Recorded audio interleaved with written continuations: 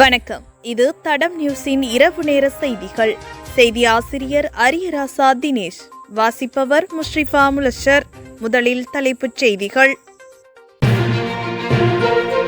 விடாமல் கொட்டி தீர்க்கும் கனமழை, விடுக்கப்பட்ட எச்சரிக்கை. முட்டை விலையில் ஏற்படவுள்ள மாற்றம். மீண்டும் உயரும் தங்கத்தின் விலை, இன்றைய விலை நிலவரம். 2025 அரச வருமானத்தில் ஏற்பட்டுள்ள அதிகரிப்பு. 70 ரூபாய்க்கு குடிநீர் போத்தல், 400 ரூபாய்க்கு விற்பனை. கொழும்பில் சம்பவம். பனகட்டுவ ஏரியில் மீன்பிடிக்கச் சென்ற இருவர் மாயம், ஒருவரின் சடலம் மீட்பு. யாழில் ஊசி மூலம் போதைப் பொருளை உடலில் செலுத்தி வந்த இளைஞர் உயிரிழப்பு. தொடர்பான விரிவான செய்திகள். நாட்டில் நிலவும் சீரற்ற காலநிலையால் அடுத்த 24 மணி நேரத்திற்கு கடல் பகுதிகளுக்குள் செல்ல வேண்டாம் என்று கடற்படை மற்றும் மீனவ சமூகங்களுக்கு வானிலை ஆய்வுத்துறை எச்சரிக்கை விடுத்துள்ளது. இது தொடர்பில் வானிலை ஆய்வுத்துறை வெளியிட்டுள்ள அறிக்கையில் உள்ளதாவது: சிலாபத்திலிருந்து புத்தளம் வழியாக மன்னார் வரையிலும், காலியிலிருந்து ஹம்மாந்தோட்டை வழியாக பொத்துவில் வரையிலும் உள்ள கடற்கரையோர கடல் பகுதிகள் சில நேரங்களில் கொந்தளிப்பாகவோ அல்லது மிகவும் கொந்தளிப்பாகவோ இருக்கும். எனவே அடுத்த 24 மணி நேரத்திற்கு இந்த கடல் பகுதிகளுக்குள் செல்ல வேண்டாம் என்று கடற்படை மற்றும் மீனவ சமூகங்கள் அறிவுறுத்தப்படுகின்றன. சிலாபத்திலிருந்து கொழும்பு வழியாக காலி வரையிலும், மன்னாரிலிருந்து காங்கேசன்துறை மற்றும் திருகோணமலை வழியாக வாகரை வரையிலும் உள்ள கடற்கரை பகுதிகள் சில நேரங்களில் கொந்தளிப்பாக இருக்கலாம்.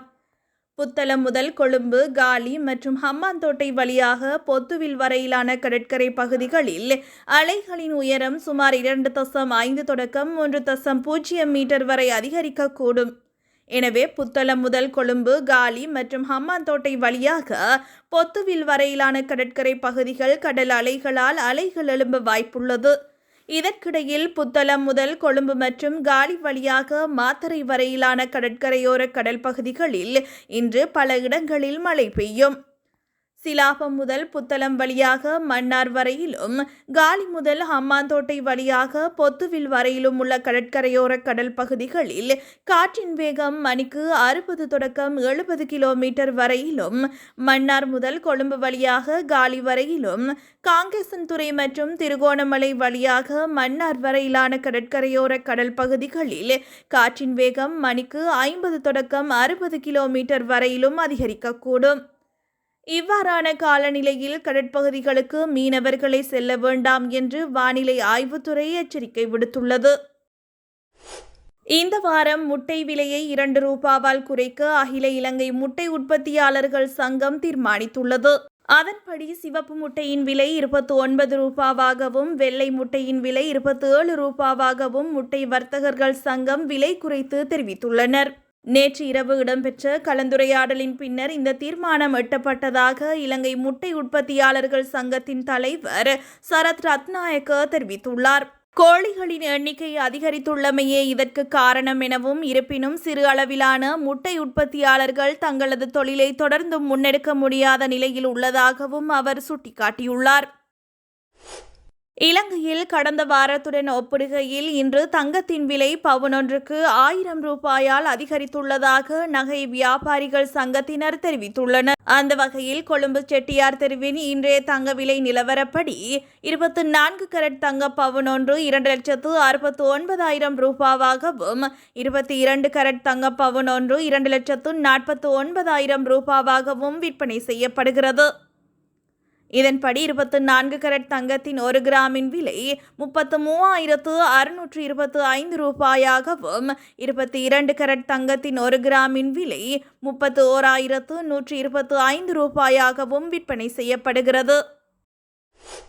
2025 ஜனவரி முதல் மே வரையிலான 5 மாத காலப்பகுதியில் அரசாங்கத்தின் வருமானம் 1942.36 பில்லியன் ரூபாய் என இலங்கை மத்திய வங்கி தெரிவித்துள்ளது. இது 2024 ஆண்டின் முதல் 5 மாதங்களில் அரசாங்கத்தின் 1619.23 பில்லியன் ரூபாய் வருமானத்துடன் ஒப்பிடும் போது இது 19.95% அதிகமாகும்.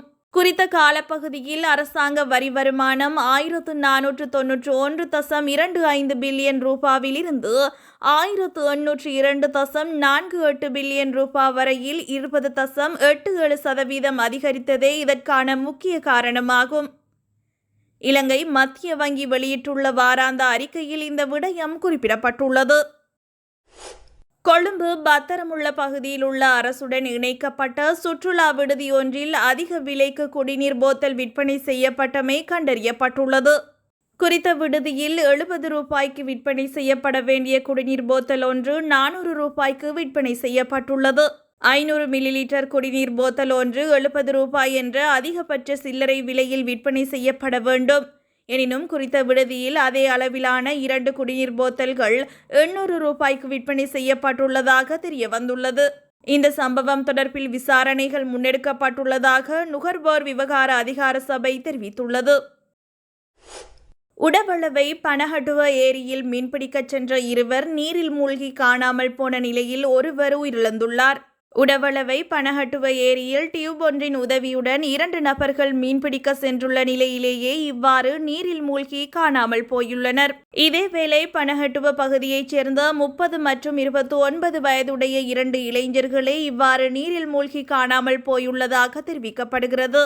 மீன்பிடிக்கச் சென்ற 2 இளைஞர்களும் நீரில் மூழ்குவதை அவதானித்த நபர் ஒருவர் இது தொடர்பில் போலீசாருக்கு தகவல் வழங்கியதை அடுத்து எம்பிலிப்பிட்டிய போலீஸ் நிலைய உயிர்காக்கும் பிரிவு மற்றும் இராணுவத்தின் நீச்சல் வீரர்கள் விரைந்து இருவரையும் தேடும் பணியை ஆரம்பித்த நிலையில் ஒருவரின் உடல் கண்டுபிடிக்கப்பட்டது.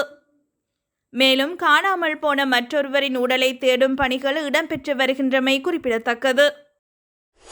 யாழில் ஊசி மூலம் போதைப் பொருளை உடலில் செலுத்தி வந்த இளைஞர் ஒருவர் நேற்று முன்தினம் உயிரிழந்தார். யாழ்ப்பாணம் சிவலிங்க புலியடியைச் சேர்ந்த 26 வயதுடைய சே பிரசாந்தன் என்பவரே இவ்வாறு உயிரிழந்துள்ளார். இது குறித்து மேலும் தெரிய வருகையில் இவர் கடந்த 5 வருடங்களாக ஊசி மூலம் போதைப் பொருளை உடலில் செலுத்தி வந்துள்ளார். இந்நிலையில் நேற்று முன்தினம் மயக்கம் அடைந்த நிலையில் வீட்டில் காணப்பட்டுள்ளார். இந்நிலையில் நண்பர்கள் அவரை யாழ்ப்பாணம் போதனா வைத்தியசாலைக்கு கொண்டு சென்றனர். இருப்பினும் அவர் ஏற்கனவே உயிரிழந்து விட்டதாக வைத்தியர்கள் தெரிவித்தனர். அவரது சடலம் மீதான மரண விசாரணைகளை திடீர் மரண விசாரணை அதிகாரி நமச்சிவாயம் பிரேம்குமார் மேற்கொண்டார். யாழ்ப்பாணம் போலீசார் சாட்சிகளை நெறிப்படுத்தினர். இதுபோன்ற செய்திகளை தெரிந்து கொள்ள தடம் நியூஸ் சேனலை சப்ஸ்கிரைப் செய்து அருகிலுள்ள பெல் பட்டனை கிளிக் செய்யுங்கள். மேலும் இது போன்ற செய்திகளை உடனுக்குடன் தெரிந்து கொள்ள தடம் fm.com என்ற இணையதளத்தின் வாயிலாகவும் எங்களுடன் இணைந்து கொள்ளுங்கள்.